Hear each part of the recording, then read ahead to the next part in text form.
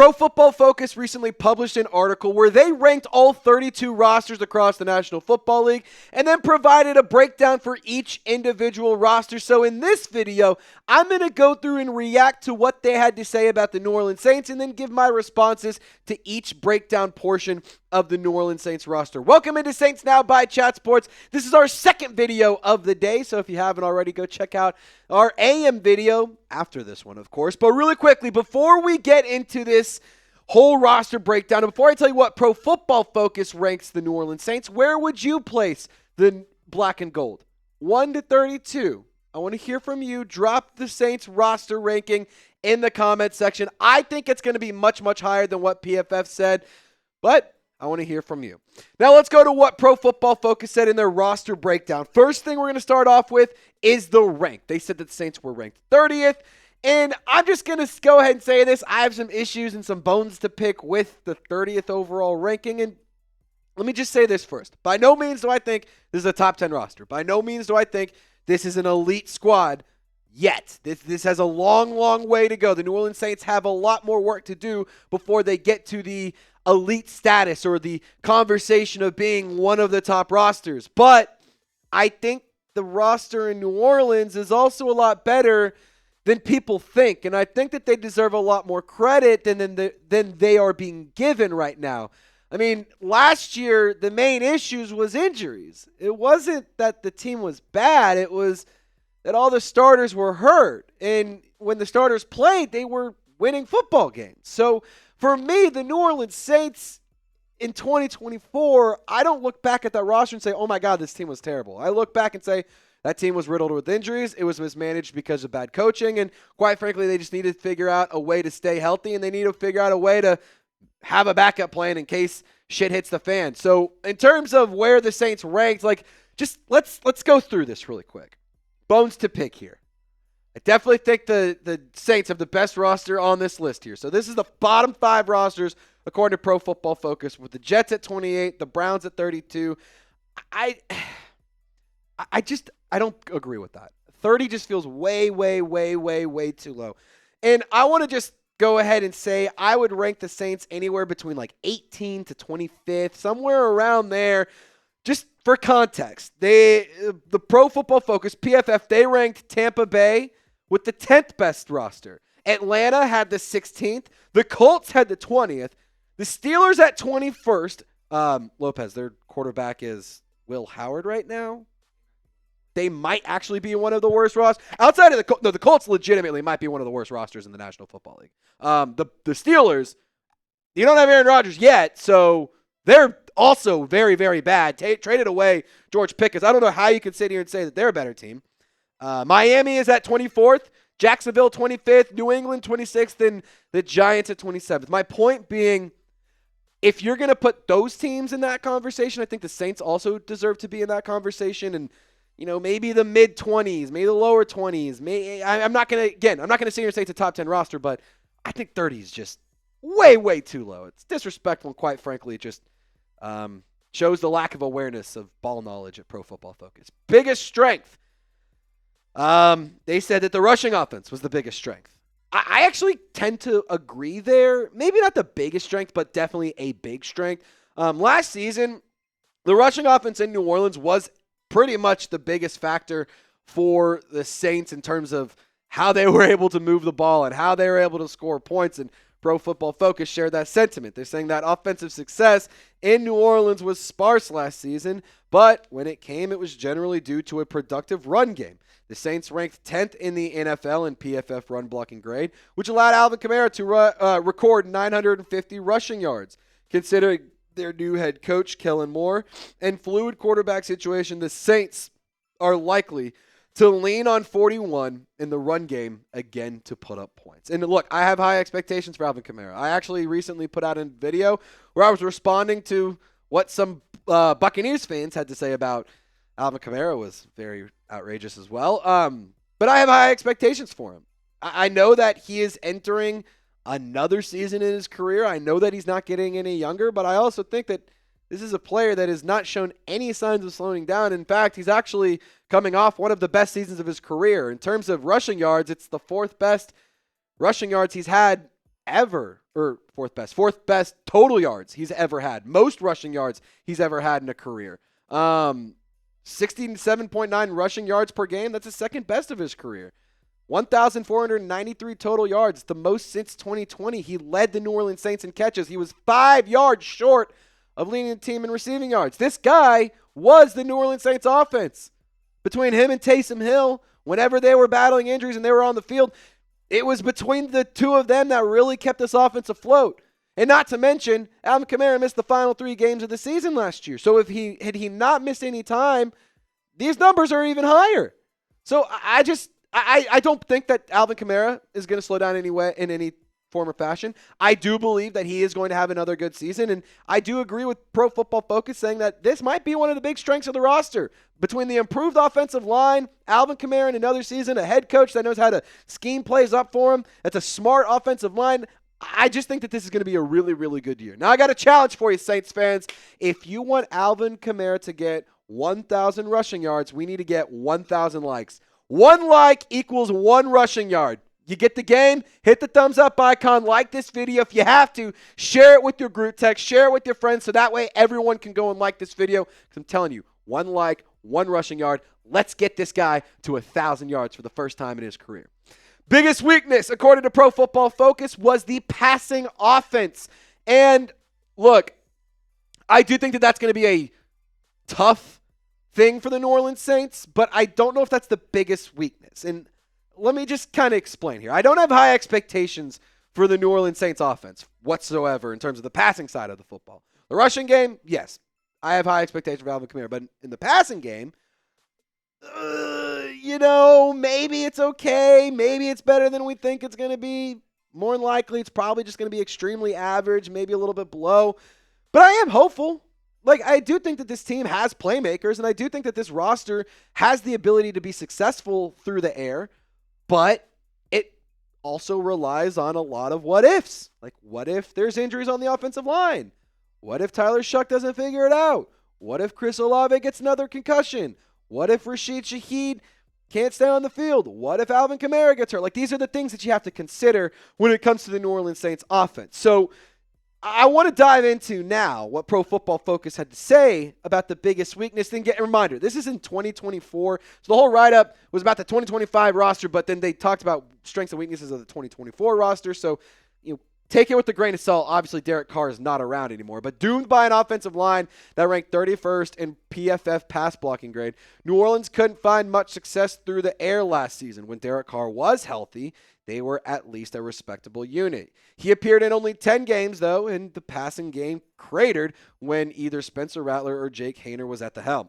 Further complicating things were injuries to top receivers Chris Olave and Rashid Shaheed. And look, I firmly believe the passing offense would have been just fine without all of the injuries. Do you remember what happened the first 2 weeks of the season before there was a bunch of injuries?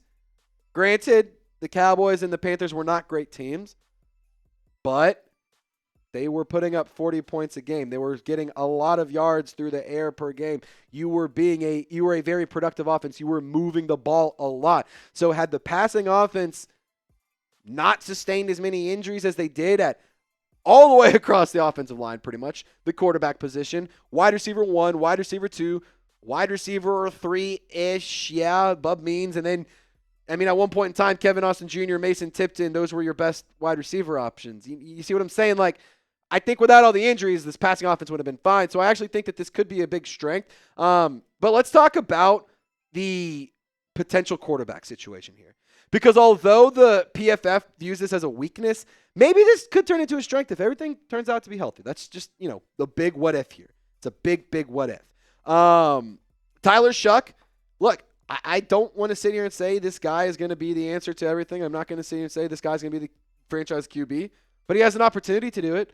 Certainly has the chance. He has good size. He has nice skills at OTAs and at practices. He's been spinning the pill like nobody's business, and he's looked really good. But you can say the same thing about Spencer Rattler, too. It's not like this guy is out of the quarterback conversation as well either. I genuinely do believe one of these two players could be the successful quarterback one of the future, but just as likely, it could just be a 1 or 2 more seasons, and then we're restarting over in a couple of years, and we have this conversation. All in all, I just want to say, I think when it comes to the quarterback position, yes, it might not be great, but it also, I don't think it's going to be the biggest weakness. The biggest weakness last year for me was the rushing defense. It was absolutely abysmal. It was horrible. Terrible numbers against the run last year on the defensive side of football. So I kind of disagree with PFF, but I see where they're going with this. Now, more bones to pick. This is just one of those videos where we just have a lot of problems, I guess. Falcons today, Matthew Peterson, RIP to him. He just quit at Chat Sports. In his final video, he said, look, I want us to get 25 new subscribers on this video. They ended up getting like 50 or 60. So their new producer, Reed Bartkus, today told me, hey, Trizzy, Falcons today doesn't think you can get 25 new subscribers on this video. So not only do I need us to get to 25 new subscribers, I need us to probably double that just to shut up the Falcons fans in the office. They've been talking way too much, Lopez. They've been jawing off a lot for a team that blew a 4-game lead in the NFC South last year. So if you hate the Falcons and you love the New Orleans Saints and you want daily content for 100% free, hit the sub button to Saints Now by Chat Sports, and let's prove those bums wrong. Alrighty, XFactor. We're going to talk XFactor now because Pro Football Focus listed Taliese Fuaga as the X factor, which I actually personally would have gone with maybe a Trevor Penning or personally Kelvin Banks. That actually could have been another argument as well. But let's see what Pro Football Focus said about Fuaga, because I do think that there's a case to be made about him being the X factor. One step toward greater success for the New Orleans Saints offensive line would be a second-year breakout from Taliese Fuaga. His 65.7 PFF overall grade last season was a solid mark considering he was playing left tackle, where he never played a single snap in college. With 2025 first-rounder Kelvin Banks Jr. in the fold, Fuaga may move back to his more comfortable position at right tackle. And that's exactly what what it's looking like is Fuaga will move to the right side of the offensive line. Kelvin Banks will fill in at the left tackle, and Penning will move on to the interior. And the O-line, I said it about the passing game, but this actually really could become a massive, massive strength, especially for the foreseeable future if everything works out. If Kelvin Banks turns out to be the guy, which I think he could be, if Taliese Fuaga turns out to move back to the right side seamlessly, which I think will be the case here. I mean, he looked really good last year, and he shined against some premier pass rushers in the NFL, and that was as a rookie on the opposite side of the football that he's been used to for the last handful of years at Oregon State. So now the offensive line is going to look potentially like this. Here's how it's been practiced at OTAs. Kelvin Banks at the left tackle, Trevor Penning at left guard, McCoy, one of the best centers in the league, at the obviously in the middle, holding it down at the anchor. Cesar Ruiz, a player that I want to see more from at the right guard spot, and Fuaga over at the right tackle. I just believe that an offensive line that's improved just makes everything better. Makes everything so much easier. The quarterback has more time to throw the ball. The running back has better lanes to rush through. Everyone thrives more. Everyone's happier. The defense gets more time to take a break because the offense is on the field longer. Like everyone thrives. Everyone wins. Everyone succeeds. Everyone cashes checks when the offensive line is firing on all cylinders. If Trevor Penning can turn out to be the guy at left guard and he can fill in that position well, oh my God, this offensive line is set up for years of success because they're very young. They're really not all that expensive, and you have a lot of prime investments in the offensive line, and you could finally have a surefire quality squad, and that's the biggest thing you have to figure out. Everyone else wins when the offensive line is thriving. You know how else you can win? Is you can hit the link in the comments and description of this video. The sideline hoodies for the New Orleans Saints, they're on sale. It's clearance, baby. They're almost sold out. Lopez was trying to go order one, and he was like, oh, boy, I'm glad I got mine. Only a few left. It actually said on Fanatics, only a handful of these bad boys left. So go get yours today, chatsports.com/Saints hoodie sale. The link is clickable in the comments or description of this video, or you can just search this in your URL bar, whatever you want to call it. Go get yourself the official sideline gear. Last year, Marshall Lattimore had one of these. I have one of these. The coaches all have one of these. All the players have one of these. Alvin Kamara, Cam Jordan, Taysom Hill. All of these players have this hoodie. So if you want it too, you can get it with this link in the comments and description. Last thing I want to talk about, the rookie to watch. That was the player that the or that PFF wanted us to look at. And that was the player that they listed for the rookie to watch, obviously. Other players that you could have maybe considered. Kelvin Banks, I think Tyler Shough more than Kelvin Banks, but maybe Danny Stutzman, maybe a Jonas Sanker, maybe a Devin Neal. That's definitely one to keep an eye on. But Tyler Shough definitely is the player at the rookies, or the rookie class especially, that everyone has their eyes on. Not just Saints fans, but everyone across the league. So PFF said that though it will be billed as an open quarterback competition, New Orleans quarterback battle is expected to result in second-round pick Tyler Shough taking the reins in his first full college season as a starter amid a career full of injuries. Shough recorded an 87.7 PFF passing grade, tied for the fifth best mark among qualifiers in 2024. He also ranked fourth with a 91.6 PFF passing grade from a clean pocket. The question is whether New Orleans can give him enough clean pockets from which to work. That's fair. I think that's very, very fair. I also think that it's true that Kellen Moore will likely pick Tyler Shough to be the starting quarterback, at least for maybe not week one, but who starts the most games this year. I think Shough will end up being the guy. This is a point I've made multiple times. Every teacher has a favorite student. Every parent has a favorite child. Every coach has a favorite player. Kellen Moore obviously handpicked Tyler Shough with the anticipation and the reasoning and the belief that he can play today. So I will say I think that Tyler Shough is the guy who will ultimately get more starting reps throughout this entire season. May not be week one. Rattler may get the starting reps first few weeks, but I do believe Shough will be the guy. And look, if the coaches believe in Tyler Shough, so do I. Kellen Moore, Doug Nussmeier, Scott Tolzien, hell, even Brandon Staley, the defensive coordinator, they've given me no reason to not believe in him. They've given me no reason to not believe in the squad, believe in the roster, believe in their vision. They've actually only made me buy in more. So if the coaches want to roll with Tyler Shough and they want to see what they got, then okay, let's do it. Let's see what happens. I think that he is a player that can be exciting. I think he is a player that can do something for you. But we're just going to have to see, and only time will tell. And it's no knock against Spencer Rattler. For what it's worth, I'm a fan of Spencer Rattler. You can only have one starting quarterback. So we'll have to see what happens. I definitely do think that Tyler Shough is the player to keep your eyes on. It's going to be an interesting season for the New Orleans Saints. Now, here's how the whole projected starting lineup looked like. They had a couple interesting notes here. Kendre Miller beating out Devin Neal as the running back 2.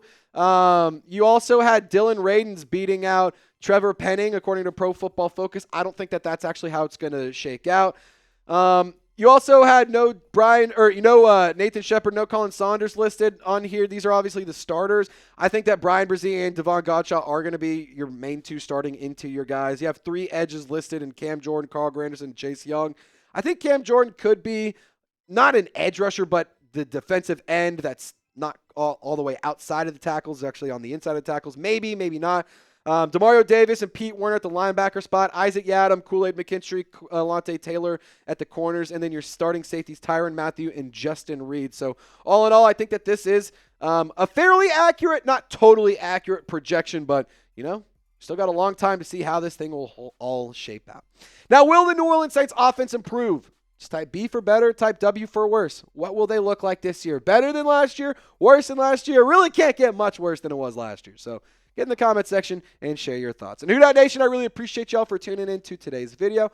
We published a video earlier today that I highly encourage you to go check it out. A lot of really good information and a lot of possible changes coming to the defense. Player that has visited the New Orleans Saints. Go find out about it. It's going to be linked, and it's actually going to pop up on your screen here in a moment. So y'all stay golden, and we'll see you next time.